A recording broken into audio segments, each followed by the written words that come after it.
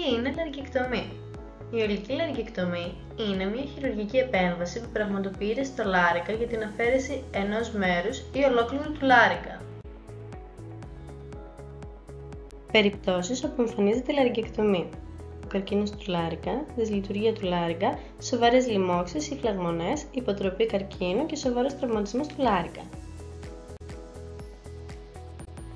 Το ποσοστό του συνολικού πληθυσμού που έχει υποβληθεί σε λαρυγγεκτομή είναι πολύ μικρό, πιθανόν λιγότερο από το 0,01% του γενικού πληθυσμού. Περίπου το 60% των ατόμων με προχωρημένο καρκίνο του λάρυγγα μπορεί να χρειαστούν λαρυγγεκτομή. Τομείς που θα αναλυθούν: αλλαγές στην αναπνοή, αλλαγές στην κατάπωση, λαρυγγόφωνο, βαλβίδα TEP, ισοφαγική ομιλία, ο ρόλος του λογοθεραπευτή, συναισθήματα.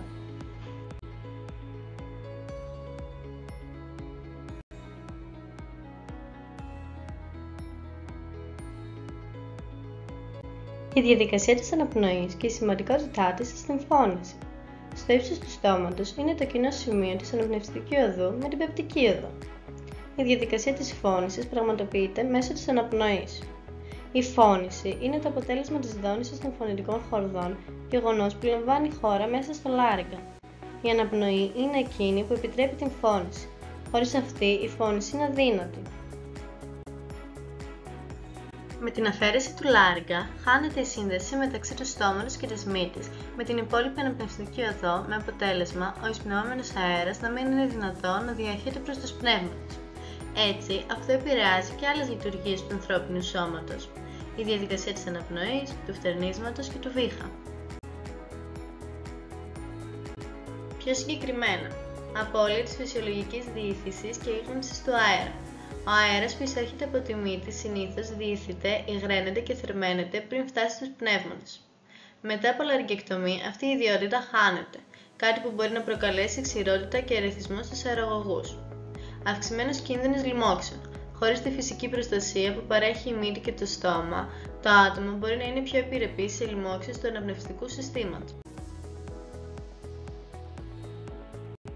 Πιο συγκεκριμένα, φωνητική λειτουργία. Η αφαίρεση του λάρυγγα σημαίνει ότι το άτομο δεν μπορεί να παράγει φωνή με το φυσικό τρόπο. Προσαρμογή στην αναπνοή. Το άτομο πρέπει να προσαρμοστεί στη νέα μέθοδο αναπνοής μέσω του τραχεοστόματος με τη βοήθεια φυσικοθεραπευτών και ειδικών αναπνευστικής θεραπείας. Σαν λύση, οι διαδικασίες αυτές γίνονται μέσω ενός ανοίγματος στο πρόστιο μέρος του λαιμού και της τραχείας, στο τραχεόστομα. Τι είναι τραχεοστομία? Τραχεόστομα ή τραχεοστομία ονομάζεται το τεχνητό άνοιγμα στον αερογωγό. Στο πρόσθετο τείχομα της τραχείας, συνήθως μεταξύ δεύτερου και τρίτου ημικρικίου, μπορεί και μεταξύ τρίτου και τέταρτου, που δημιουργείται με χειρουργική επέμβαση, την τραχεοτομή. Μέσω του τραχεοστόματος παρακάμπτεται η άνω αεροφόρος οδός και η παροχή αέρα από και προς τους πνεύμοντες γίνεται πλέον μέσω του τραχειακού αυτού ανοίγματος. Η τραχεοτομή μπορεί να είναι προγραμματισμένη ή χειρουργική, είτε επίγουσα, οξεία ή διαδερμική, συνήθως στις μονάδες εντατικής θεραπείας. Τοποθέτηση τραχεοστομίας. Η τοποθέτηση του τραχεοστόματος μπορεί να είναι για μικρό χρονικό διάστημα, προσωρινή τραχεοστομία, ή μόνιμη τραχεοστομία. Είδη τραχεοσωλήνου.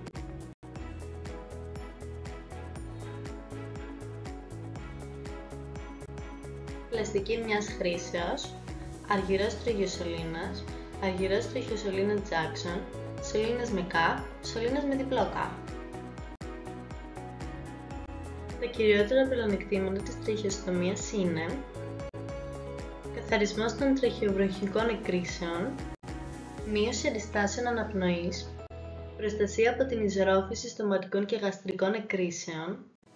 Δεν υπάρχει κίνδυνος τραυματισμού των φωνητικών χορδών στην περίπτωση των διασωληνωμένων από το στόμα ασθενών. Τα κυριότερα μειονεκτήματα της τραχεοστομίας είναι υποδόριο ενθύσιμα, ρήξη ισοφάγου, ρήξη τραχείας, εισρόφηση, καρδιοαναπνευστική ανακοπή. Αιμορραγία, τρώση παλινοδρομικού λαρυγγικού νεύρου, φλεγμονή.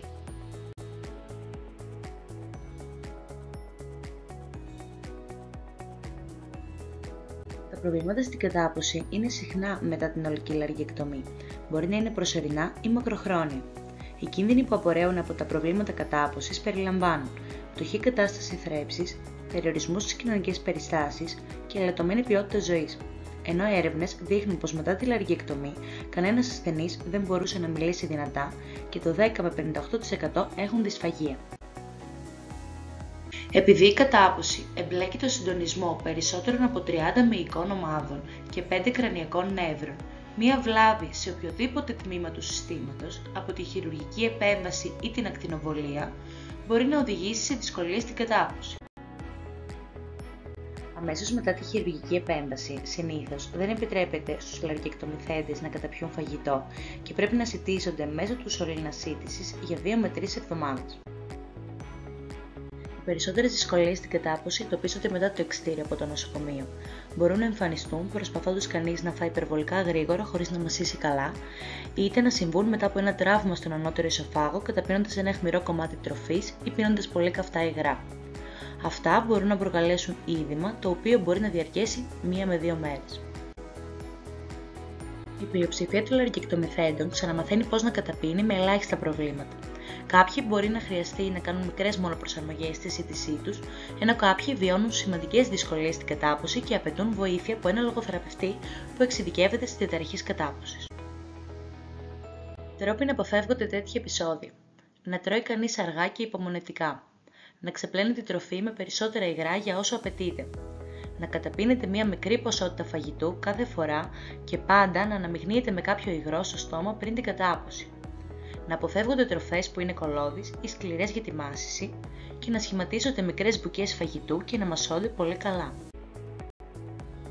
Η στένωση του ισοφάγου είναι μία μείωση του εύρους του, η οποία εμποδίζει ή αναστέλει την εύκολη δίωδο της τροφής, οδηγώντας τον ισοφάγο στο να αποκτήσει διαμόρφωση δίκην κλεψίδρας.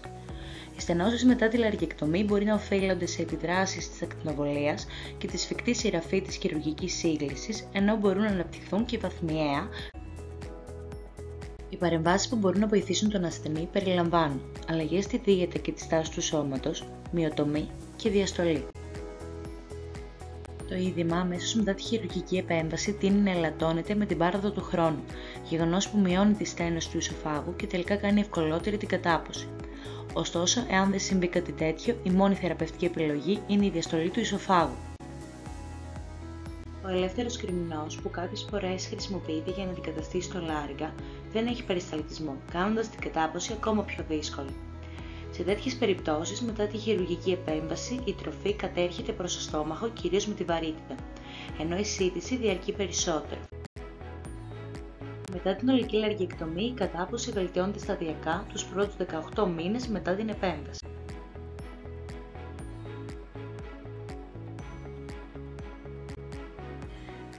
Τι είναι? Το λαρυγγόφωνο είναι μια εξωτερική συσκευή που προκαλεί δόνηση του στοματικού ή φαρυγγικού βληνογόνου σε σταθερή θεμελιώδη συχνότητα.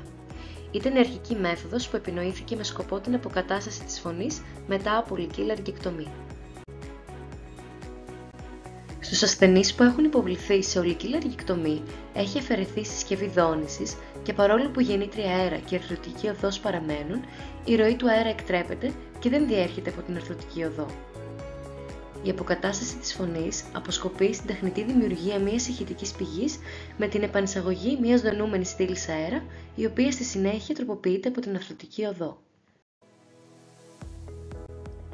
Το λαρυγγόφωνο λειτουργεί με την πρόκληση δονήσεων του στοματικού ή φαρυγγικού βληνογόνου από μια εξωτερική συσκευή.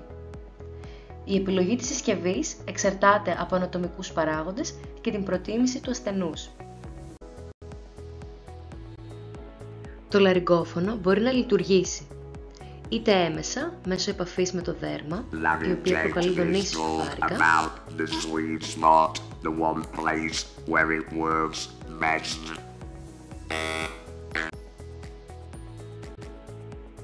είτε άμεσα, μέσω ενδοστοματικής επαφής, η οποία προκαλεί δονήσεις της στοματικής κοιλότητας.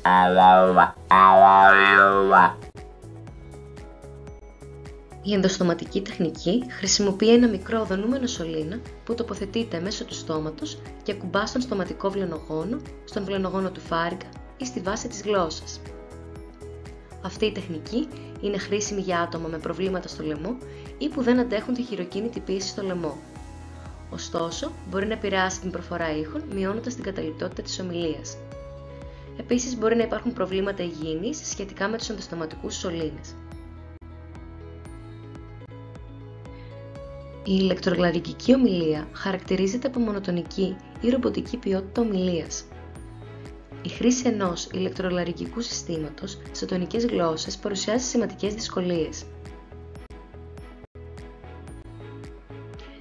Τα εμπορικώς διαθέσιμα λαρυγγόφωνα είναι το βασικό λαρυγγόφωνο Nu Voice, το λαρυγγόφωνο Servox, το τρίτο διαθέσιμο στο εμπόριο λαρυγγόφωνο, το λαρυγγόφωνο True Tone και το λαρυγγόφωνο Ultra Voice. Τα λαρυγγόφωνα Nu Voice και Servox εφαρμόζονται διαδερμικά και διαθέτουν σωλήνα προσαρμογής για το στόμα. Το λαρυγγόφωνο True Tone είναι μια διατραχυλική συσκευή χειρός με προσαρμογέα για το στόμα. Το λαρυγγόφωνο Ultra Voice αποτελείται από μια δονητική συσκευή και έναν φορητό πομπό που επιτρέπει την διαστοματική μεταγωγή. Το πλεονέκτημα του λαρυγγόφωνου είναι η ευκολία χρήσης του και τα μειονεκτήματά του είναι οικονομικά ζητήματα για την αγορά και τη συντήρηση της συσκευής, η μηχανική ποιότητα της φωνής και η απέτηση για λειτουργικό αρθρωτικό μυϊκό σύστημα, η οποία μπορεί να περιορίσει τη χρηστικότητά της σε ασθενείς με εκτεταμένες λαρυγγεκτομές.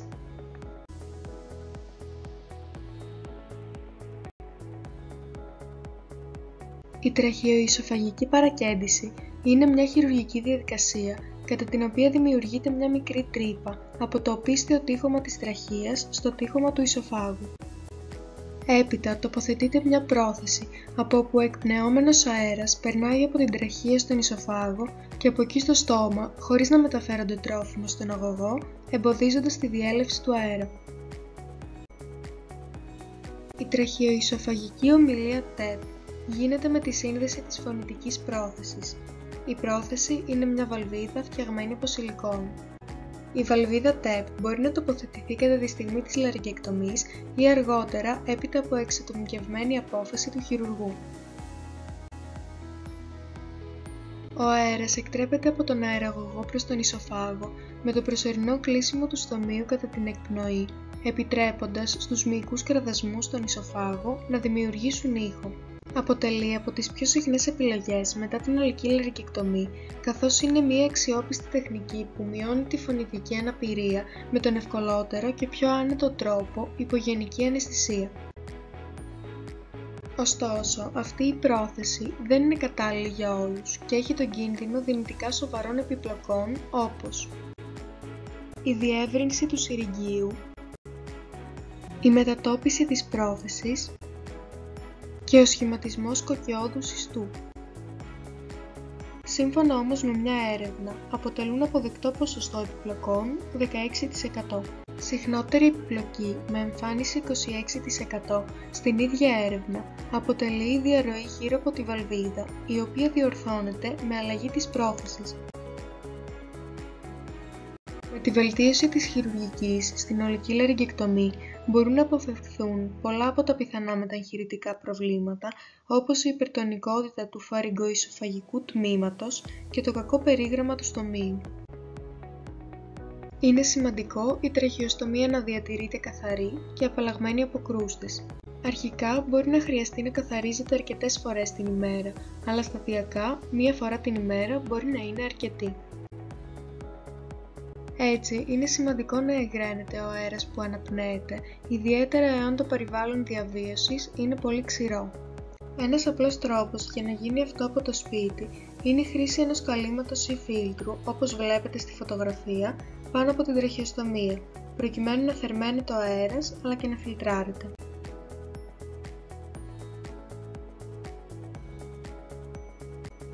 Η λειτουργία του ισοφάγου είναι πολύ απλή, να μεταφέρει ενεργά στερεά και υγρά από το φάρυγγα στο στομάχι. Στα άτομα που έχουν καρδιολογική λαρυγγεκτομή, ο ισοφάγος παίρνει μία άλλη πολύ σημαντική λειτουργία. Η ισοφαγική φωνή είναι μια ιδανική λύση μετά τη λαρυγγεκτομή. Για την παραγωγή της χρησιμοποιείται ποσότητα αέρα συσσωρευμένη στο 1/3 τμήμα του ισοφάγου. Για να χρησιμοποιηθεί ο ισοφάγος ως παραγωγός φωνής, είναι απαραίτητη η προσαρμογή και η αύξηση των φυσιολογικών κινήσεων του ισοφάγου. Κατά την εκμάθηση της ισοφαγικής ομιλίας, παίζει σημαντικό ρόλο η λειτουργική ικανότητα του νέου χώρου αποθέματος αέρα και της νεογλωτίδας. Στην πρώτη φάση εισέρχεται ο αέρας στον ισοφάγο. Η νεογλωτίδα συσπάται και κατεβαίνει, ενώ το άνω τμήμα του ισοφάγου διαστέλλεται. Το στόμα είναι κλειστό, ενώ οι πνεύμονες γεμίζουν με αέρα από την τραχεοστομία. Στη δεύτερη φάση πραγματοποιείται φωνητική παραγωγή χάρη στην ανατομική κατασκευή του ισοφαγικού σφιχτήρα και την ενδοκηλιακή πίεση. Και τέλος, στην τρίτη φάση γίνεται βραχία εκπνοή και αμέσως μετά ακολουθεί η σύσπαση των κοιλιακών μειών. Γενικά παρατηρούμε ότι η ισοφαγική φωνή υπολείπεται σε σχέση με τη φυσιολογική φωνή. Είναι πιο βαθιά, περιορισμένου φάσματος και ο όγκος του αέρα που χρησιμοποιείται για μία συλλαβή είναι μικρότερο σε σχέση με τη φυσιολογική ομιλία. Η συχνότητα εκπομπής της ομιλίας της φωνής είναι μικρότερη και οι δυνατότητες προσαρμοστικότητας της ισοφαγικής φωνής είναι μικρές, ενώ η μελωδία και ο ρυθμός παρεκκλίνουν από το φυσιολογικό.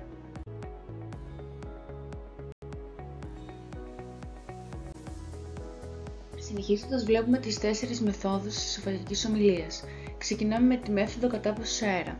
Η φωνή δημιουργείται αργά, είναι χαμηλής έντασης και δεν είναι οικονομική. Ο ασθενής καταπίνει τον αέρα που βρίσκεται στο στόμα και στον ισοφάγο, δημιουργώντας απόθυμα αέρα στον ισοφάγο.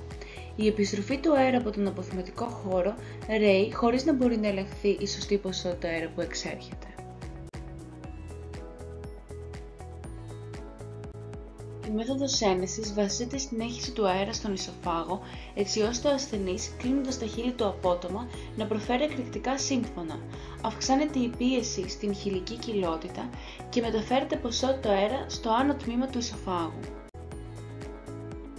Το μειονέκτημα αυτής της μεθόδου είναι ότι στον ισοφάγο μεταφέρεται πολύ μικρή ποσότητα αέρα, με αποτέλεσμα να δημιουργείται τραχειακός φευρετικός ψίθυρος, ο οποίος μειώνει την κατανόηση της ομιλίας.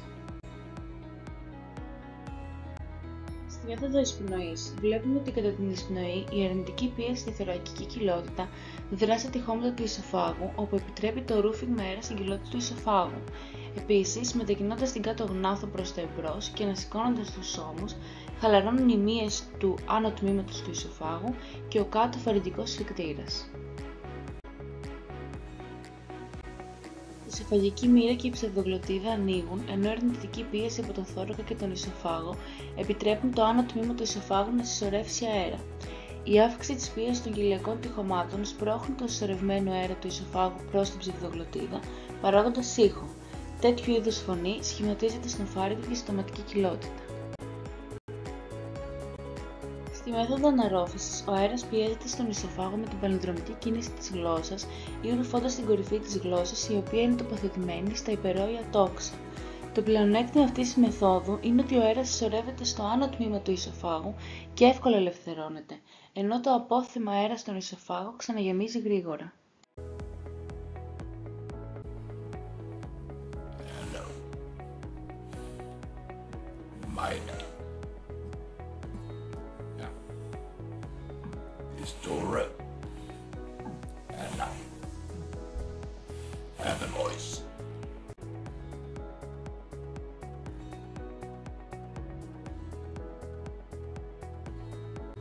Ένα σημαντικό μέρος αυτής της μάθησης λαμβάνει η χώρα στο νοσοκομείο μετά την επέμβαση, η οποία μπορεί συχνά να είναι οδυνηρή και τραυματική.